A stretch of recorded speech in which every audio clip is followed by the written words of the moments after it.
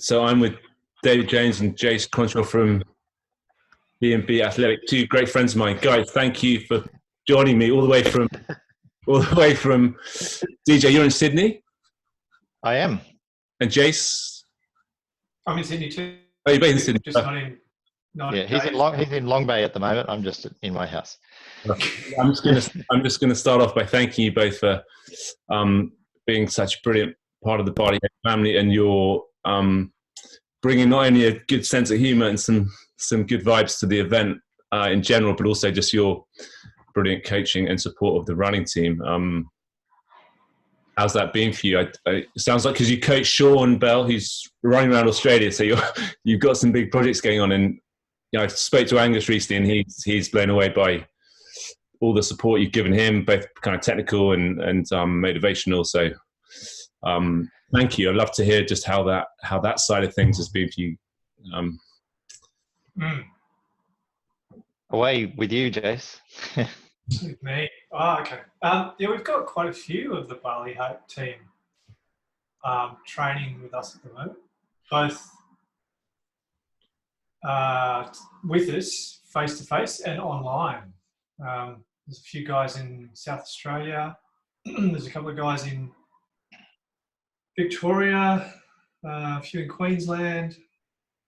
So yeah, it feels like we're going to be putting forward a very good team for this year's event. Yeah. And yes, Angus trains with us most days of the week, actually. I've given him tomorrow off because he's on the taper to Alps to Ocean at the moment, which is just over a week's time. So hopefully he listens to me. He doesn't often listen to me. The training's almost been too effective with Angus, because he Bali Hope, when he did it the first time, was really his first experience of anything like that, and he smashed it out of the park. And like all the people we work with, testament to you, Tom, and the people you've brought together are so we're different but alike in so many different ways, and we just get on brilliantly. We all have the same sort of motivations. Most of us aren't running for ourselves. We're running, partly for ourselves and our mental health, but for bigger things. Exactly the reason that you do all your events. And you come away from that week and you just want to spend more time with these people. So that was a big thing with both Angus and Shawn, is that we said, well, look, these are two young men who have got incredible potential. So they're actually, they're sponsored athletes with us. We said pretty much as soon as we came back, I think that was the first thing we did, was we said, guys, if you want to work with us, we want to work with you. And in both of their cases, we've now worked with them so much that we can't keep up with either of them anymore. So so good, so good. I know Angus and Shawn a bit too, and they're the kind of guys you want to work with. They're just great humility, great kind of dedication and commitment and good values. It's really solid people. So and I saw Angus in Bali and after our swim run in December, and I was like, wow, dude, you're looking totally ripped. And he said, yeah, Jason's got me or both of you, the V&B team have got me the really good photos and just look great. And he'd done his 60K with you guys in around Sydney Harbour. Yep. Around the Bay Run, yeah. So how do you, for newcomers to the team who might not have worked with you one-on-one, or just people watching this outside of the Bali Hope team, what can you condense your approach to training for an ultra, or just any kind of, it's a big subject, but anything you can condense into kind of very broad. I'll start the big picture bit, and then Jase can give you the detail of what he actually does. And it's a different style of training to what you'll read about in a lot of books, although increasingly people are switching to this. But it's really grew out of our own, the way we trained when we first learnt to run. So we've only been running ultras for the last 8 years, pretty much 8 or 9 years.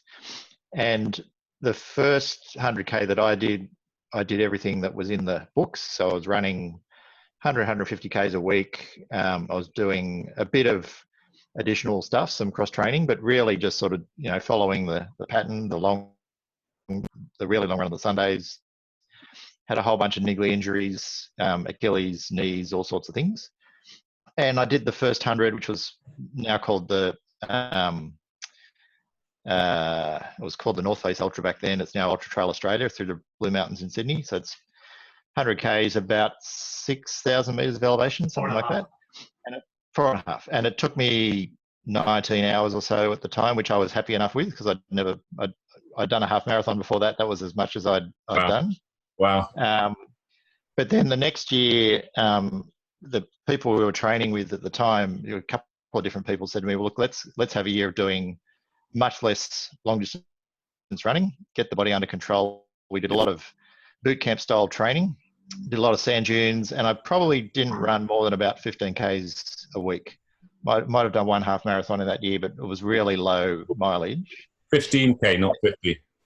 15, yeah. 15, wow. And I took 2.5 hours off my 100K time in the same race the next year, and had no injuries and no niggles. And so pretty much from that point on, we went, well, that's the way we want to train. We want to be doing this when we're in our 70s and 80s. And to do that means, finding the right balance. And really, we've grown it from there. And Jase has evolved it even more over the last couple of years, particularly as we've sort of worked with people and see how that works. And the true answer is somewhere in the middle of that. But it's a real mix of, and it also depends on what you want to do. If you want to, Shawn and Angus, who can win these sort of things, are going to train very differently from people who just want to make sure that they finish it safely and in one piece. Yeah. But the actual fundamentals of the training won't differ too much. Fascinating. But I can't, and I'm going to point Brady Bunch style now down to Jase to pass on to the actual detail of. Yeah. Oh, you're at the top there, are you? I am on my screen. It's interesting because when Shawn first came to us for his 1550, and he tells this story quite well, that he was doing, he was of the belief that if he was going to run a marathon every day for 50 days, then that's how he needed to train. So he was doing in excess of 200 Ks a week. And he spoke to Sam Gash, who's a good friend of ours, and said, look, what am I doing wrong? Because he wasn't getting any better at what he was doing. And in fact, he was finding himself increasingly fatigued and injury prone. And Sam said, you've got to stop what you're doing. You need to speak to the B&B guys and get them to sort out your program for you. And Shawn actually recounts this as one of these stories that about 2 weeks in to his training plan, or maybe 3 weeks, he said to me, I'm not doing enough running. How's this going to work for me? I'm not doing enough running. And he got really frustrated because he thought he needed to be putting in the volume and the hours. And I said, mate, trust the process, follow the plan. And it was really about focusing, because his main aim was to finish a marathon a day, not race it. So it wasn't going to be fast. He wanted to be able to back it up the next day and the next day and the next day for 50 days. So what we did was focus on building his strength rather than his speed, so that he was able to then just run for 50 days. And he actually got better as the 50 days went on. So the way we approach our programming, and we've done this with the other guys that are training with us online, is we explain to them that don't be focused on how many kilometers you have to run each week. Because a lot of them come to us and they're saying, I'm doing 70, 80 Ks a week. That's great. But what's your end goal? Do you still want to be running in 10 years' time, or do you just want to be able to run this one race and potentially blow up as a result? So we then look at what's their current capability, where are they at with their running, how does that then fit into their lifestyle, their work commitments, their family commitments, and we build the program around it so that they're getting sufficient volume, they're getting sufficient strength work, but also sufficient rest. And that's the really important part. A lot of people think, oh, I've just got to keep running. day after day to build up this capability. It's actually the reverse. You've got to put in good quality sessions, and then you've got to have the rest to go with it, because the body makes the most gain, or it has the best, gets the best results when it's recovering, particularly from the sessions that we're putting them through. So you might notice that program that we wrote for this year's Bali Hope is quite a bit different from last year's, and that's based on our combined experience with the 2019 event. That first 20 Ks is unrunnable. You can't. So in order to build a program around that, you've got to think, well, what is it that you're going to do for that first 20 Ks? And it's power hiking. So within that program, we've got people carrying weight upstairs, up hills to mimic the power hike that they have to put in for that first 3 or 4 hours, really, of the 20K climb. So, yeah. With Angus, you really tailored the program for the race, which is fantastic. Yeah, and then we so that's the generic one that we've written, and the ones that we've then gone on to do as tailored programs for the dozen or so athletes that we've got. We've got about 6 guys in our online program at the moment that are from Bali Hope. Each one of them has different capabilities and different commitments that they have to work around. So their programs are all individually tailored to meet what they're trying to achieve. So we ask them, do you want to go into this as a race, or do you want to go in and finish? Basically be able to walk the next day and feel like you've achieved the distance without coming away a broken human being. Depending on how they answer that, then depends on how we structure what they're doing, because it's very different. If you're in a race, it's a very different style of training to just experiencing. Yeah.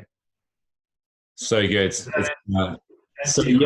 Because I think Bali Hope attracts, the Shawn Bells and the Anguses and people who are more in, like you said, race mode, or really pushing themselves for personal bests. And then also we have first timers, people who've never done a bit like DJ with his first 100K. He hadn't, it was his first long run over a half marathon. We have several of those, and who just want to complete a really great personal challenge. And yeah, it's very cool to hear the program covers both of those. So that, and we love that variety of participant, because it just builds that sense of team spirit, and everybody's just having a shared experience, but also their own kind of individual goal, and that it's not so much of a race, but a shared experience. So, it's great that you guys have done the race. So, Jase, this will be your 3rd time, and Jase, you're coming 2nd time. So, 2nd for me, 3rd for Dave. Yeah, it was just we're interchangeable. That's totally fine. But yeah, I realised I'm sitting here in my V&B t-shirt. I don't actually wear this day in, day out. And I haven't worn this, just for the viewers, I haven't worn this specifically for this video. I've just come in from a training session. And I didn't either, but I just realised what this is. This is which is actually a Doctor Who t-shirt, but still very, very good. But I was going to say, if anyone came to us and said, look, I want to run this as the fastest 84K that's ever been done, and I'm happy to run myself into the ground and totally blow up at the end, I think we'd be saying to them, this is the wrong place for you anyway. Like, as Jay said, it's a shared experience. So you want people who are going to push themselves and run right to the edge and race it. But it isn't about, it's impossible to explain it until you've been on it. But everybody who says the same thing, that actually the run in the end is one of the smallest things that you remember when you come away from it. Like you do remember moments of the run that will stay with you forever, and you remember the experience of running across Bali that's not a lot of people have done or will do, because it's a fairly crazy thing to do. But the real things that stick with you are all the stuff outside of it, and the other people around, the other people you meet, and the kids and the families that we're supporting, and that's what this run is all about, and why why we do it. I was trying to put this into words for someone recently about, and I think I've spoken to both of you about it before, but this concept of, I think it's pronounced arete, or A-R-E-T-E, and it's this old Greek word that sort of means excellence, but actually means excellence for the benefit of others. And yeah, because I got sick of all these Instagram posts on people talking about, pursuit of happiness, and that's the whole thing we're going for. And we can't, none of us can be happy all the time. But the thing that really makes these events worthwhile is I think they fulfill us as human beings. And that concept is, you do something that's really hard, and personally it's really satisfying, but you do it for the benefit of other people, and that's really how you get to that true fulfillment, which in many ways is a luxury of developed world to have the time and the resources to be able to do that. But I do really strongly believe that's what it is, and this run is incredibly fulfilling for me. That's the best way I can describe it. When people still ask me, what are you going back and running across Bali again for? Haven't you done it once? Was enough. But it is ultimately, it's all about that. Yeah, it's funny because that was kind of by accident. That was the kind of in the DNA of the event. When I found myself in a bit of a hole personally, just a bit directionless and lost, and I found the running together obviously is good. You feel good after running. You feel better about yourself. But then stacking on top of that, doing it for a bigger purpose than just yourself, I found that really for myself personally, my own journey really fulfilling, and definitely in the conception of Bali Hope was that spirit, and it's fantastic to see. That's kind of who it's attracted, it's and who's taken it to a whole nother level with what you guys are all about and what Shawn's all about and Angus, and it just seems to aggregate people who consciously or subconsciously are on the same wavelength, and obviously supporting Mark Barry's charity, Bali Children Foundation, has a similar thing in it, and maybe that's part of what really works about the event. Is just there's that spirit about it. No, I think that's right, and it's a spirit partly from the event, but largely from the people and the people it's supporting, because you have other big events that might have several hundred people at them, and the spirit of that comes from the sort of the big vibe, whereas here it is that sort of intimate vibe that really is unique about it, I think. Yeah, and hopefully we'll see that same spirit again when I see you guys in New Zealand in not so far away now. Five very far away now. Absolutely. Yeah. Great. So DJ, this is your third time coming back. Jase, you're coming back second time. What are you? Obviously, I guess you've anything you're specifically looking forward to, or would kind of want to talk about or share with people who might be coming for the first time or considering coming in the future? For me, it's I'm looking forward most to seeing what your outfit's going to be. Because last time we had jungle suits. I'm wondering what it's going to be. Well, the jungle suits, surprisingly, the jungle suits did actually recover. So Jase's recovered faster than mine. I found mine in a plastic bag at work 2 weeks after the event, still with the sweat from running 84 kilometres across Bali in it. I just sort of handed it over with tongs to the dry cleaners, but it came back fine. It's all good. Well, maybe I was thinking we could put your jungle suits in the Bali Hope Museum. Frame them maybe on life-size models of you both, and they could be in the museum. Does this mean we have to bring a new outfit this year? I'll leave that to you. I wouldn't discourage it. So going back to your question, what am I looking forward to?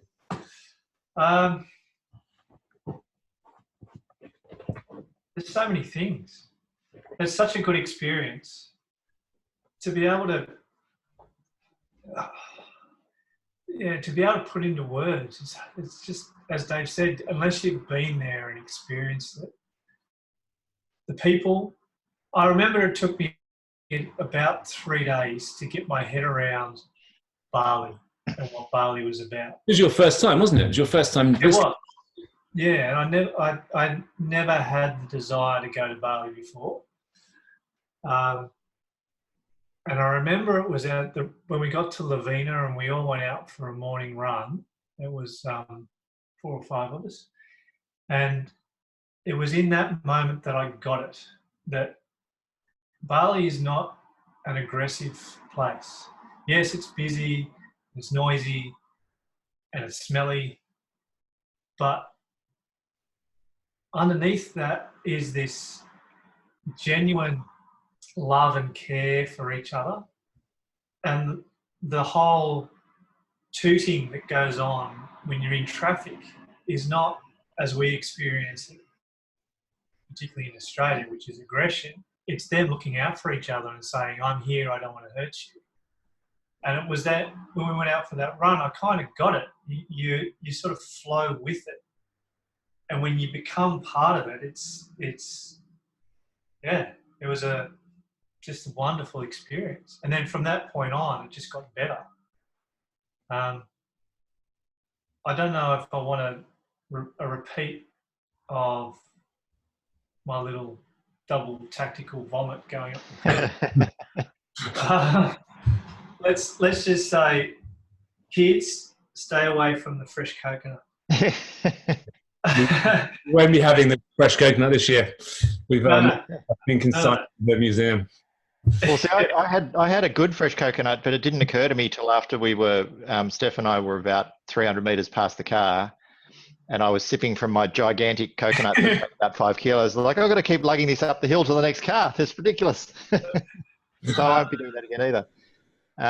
But no, you're right. There isn't sort of one thing. I'm really looking forward to seeing everybody again, but it's you look forward to the experience. I mean, there's those moments of solitude, sitting by the pool, reading your book that have nothing to do with the event at all, but sort of somehow build into the feel of it and how everybody's behaving and acting through the whole course.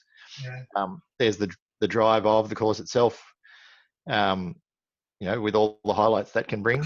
Yeah. We can point out the pothole that Tom fell into in the first year of the run, and where he lost his shoe and where we lost the tyre of the car. My little excuses, the milestones on the route. Each excuse has a point on the route. But I think the most tire on a hill. Yeah, that was. I think the most profound moment outside the run, because I had lots of those last year on the run itself, but outside of the run was when a few of us just went to the house of one of the mums of the kids that are supported, and how exactly what Jay said, how welcoming she was. They were opening up food that they normally keep for a celebration that they have once a year that's incredibly valuable to them, but they wanted to share everything with us because we were there and we were wanting to help their kids, and that it's that spirit of the Bali people that I think sort of imbues everything that we do. And a big reason of why I actually signed up for this run the first time was because I had been to Bali once, unlike Jase. I'd been with a bunch of mates, the typical sort of Aussie thing to do under protest, and they didn't really move from Kuta. And I hated it. I didn't hate it because I hated Bali. I hated it because I saw what Australians had done to what was obviously a really beautiful culture in that part of the world. And it meant a lot to me to be able to go back to experience what I had always thought Bali culture was actually like, and that you see in this event that it is, and what the people are like. And that's unfortunately a very westernized area that has, a lot of people have brought drugs and other things into that part of the world that have really made those local Balinese people dependent on all of those sort of things, which is incredibly destructive. But I like to think that this is starting to, and it's the one place I've ever been where Australians, as an Australian, you're sort of looked down on compared to Americans. Normally it's the other way around when you travel. So it was a really interesting and humbling experience. And to then say, well, look, we owe a bit of a debt to these people to actually try and empower them to get themselves out of that, because you don't want to go in and that's the real power of what Marg does. You don't want to go in and just say, look, this is the way you've got to do things. We're going to tell you how to do this. You go in and you say, well, look, here's some resources that you can use to help get yourself from this position to this position and get out of the cycle of poverty that you're currently in. And that's incredibly powerful when it's done on this sort of community whole community basis that she's perfected over the last 30 years. And that's, seeing more and more, I see how effective that is. And so that with that hanging on the back of this, that just makes it even more powerful. Yes, it's almost. I was living the expat lifestyle in Bali for 3 years, and quite. Yeah, I mean, I did a couple of cool things. Like I set up a mushroom farm for an orphanage, which was a pretty fun thing. But 95% of my time was, running a business online and being quite self-indulgent. And I definitely, in the few weeks I've spent on Bali Hope events and with Mark Barry, and I see more of the real Bali and get a better sense of connection from those few weeks than I did in 3 years living in Bali. So yeah, I really value that experience, and it's so rare, and it's kind of the opposite of how you describe the kind of Kuta experience of Bali. It's authentic and very grounded and very meeting with the Balinese on the same level and really experiencing their life, rather than, I guess, I was in Bali living a kind of Western life in a Balinese environment. So the contrast is really nice, and I love the finish line. Actually, the finish line bit I really liked, especially both years. The front runners have been so good; they've finished way ahead of schedule. So they've come into the finish line at Old Man's in Canggu as kind of some tourists are finishing up their night partying, and there's amazing contrast of Josh Lynott or Sean Bell or Angus or some of the guys finishing this incredible endurance run, while the tourists are finishing a night out, and when they understand what these guys have just done or what you guys are all achieving, it's that's a magic moment for me. That kind of finish line, kind of surreal moment where you see everyone's actually. You see them in Lavina on the north, and then you see everybody at Canggu in the south, and it's just like, wow, that's amazing. So that's always a great moment. And I guess special for you guys who are doing the run, that kind of finish line moment is special. Yeah, it's pretty special. It's pretty special. Cool. So we're probably 3 months away, March, April, May. Yeah, just over 3 months away from Bali Hope now, and you guys have been amazing in terms of the support you've given the team, the training plans. I always have this thing where as the organizer, I've got a kind of professional hat on, which isn't very big. I'm not the most hyper professional in terms of. My background isn't event management, but I kind of miss being able to really spend as much time personally with all the amazing people on the event. So that's the one downside I get. But I'm passing through Melbourne and hopefully Sydney end of March, and maybe middle of May. So I'm hoping to see you guys in your hometown. Perfect. For the event and support your fundraising events with Angus in Sydney in May. Yeah. Yep. And it's going to be a big rock. It's going to be a big rock concert. It's going to be, it's really, those guys, we're helping, but those guys are doing an amazing job so far of just pulling resources and community together. I think it's going to be a really fantastic night. Yeah, I really hope to be there, because Angus has got a friend who's a big guitarist or something, he was saying. I'm old, so I'm way out of touch with up-to-date music, but sounds like a fun night. Yeah, it's going to be a good one, I think. Amazing. Well, we'll see you in New Zealand, though. I'll see you in New Zealand. I'll see you in New Zealand. But I might be as anxious as I can be in the days before an event, so I might be a little bit distracted. But no, I can't wait to see you there. And Unity Ultra is an event in New Zealand we're doing for 3 days, and you guys are bringing some V&B expertise to the rate sweeping side, and yeah, so appreciative of that. And you'll get to meet Lisa Tamati. Have you met Lisa before? No,